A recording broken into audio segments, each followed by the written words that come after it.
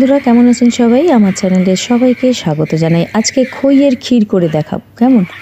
তো দেখো, খুব ভালো হয় খেতে।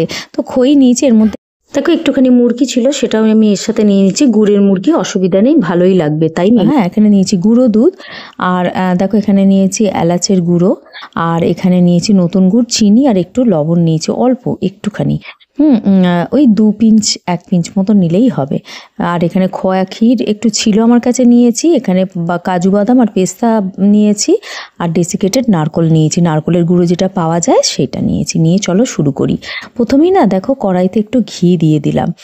ঘি দিয়েই এর স্বাদ বেশি ভালো হবে। দিয়ে না বাদামটা, পেস্তা আর কাজুটা একটু হালকাভাবে ভেজে নিয়েছিলাম, ঠিক এই মতো।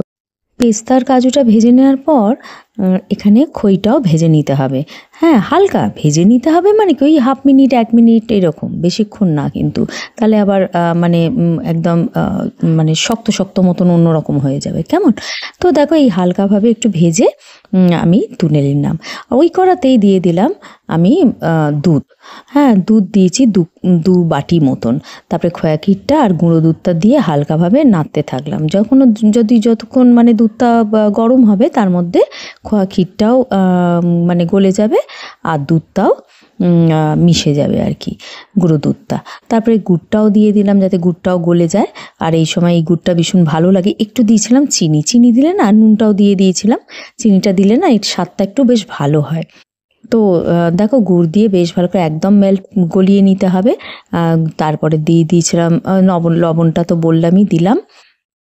দিয়ে তারপরে যে ভাজা বাদামগুলো ছিল সেগুলো সব এর মধ্যে ঢেলে দিলাম, আর এলাচের গুঁড়োটাও দিয়ে দিলাম। হ্যাঁ, এরকম। আর এখানে দেখো, এই আমার কাছে ছিল নারকোলের গুঁড়ো, তাই দিয়েছিলাম। দিয়ে খুব ভালো করে মিশিয়ে নিতে হবে, ঠিক এই মতো। এবার খইটা যে ভেজে রেখেছিলাম ঢেলে দেবো। বেশি ফোটানোর দরকার নেই কিন্তু, দুধটা বেশ একটা ফুটলেই এটা দিয়ে নাবিয়ে নিলেই হবে। কেন কি, যদি তোমরা মনে করো যে একটু মানে ঘন ঘন করবো, তাহলে দুধটাই ঘন করো, আর এইটা একটু পরে দিয়ে দিও, কেমন?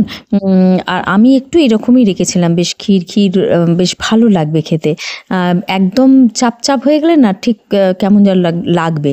আর আমরা তো জানি যে মানে খই একটু ফুলেই যায় দুধে টুধে দিলে। তো খই তো কেউ খাই না আমরা, বলতে গেলে, তাই না? এরকম যখন পুজো টুজোতে দিতে হয় বা কিনে নিয়ে এলেও ভীষণ ভালো শরীরের পক্ষেও কিন্তু। তো দেখো এইরকমভাবে করে নিলাম রেডি। আর ওপর থেকে একটু দিয়েছিলাম হচ্ছে গোলাপের পাপড়ি, শুকনো, কেমন? একটু ছড়িয়ে দিয়েছিলাম। আর ভাজা যেটা কাজু আর পেস্তা একটু ওপরে দিয়ে দিয়েছিলাম। ব্যাস, অসাধারণ খেতে হয়েছিল। তোমরা এটা বাড়িতে করো বন্ধুরা, আমাকে কমেন্টের মাধ্যমে জানাতে ভুলো না তোমাদের কেমন লাগলো। তাহলে আজকের মতন এইটুকু থাক, কাল আসছি নতুন কোনো কন্টেন্ট নিয়ে। ভালো থেকো, সুস্থ থেকো। Thank you friends.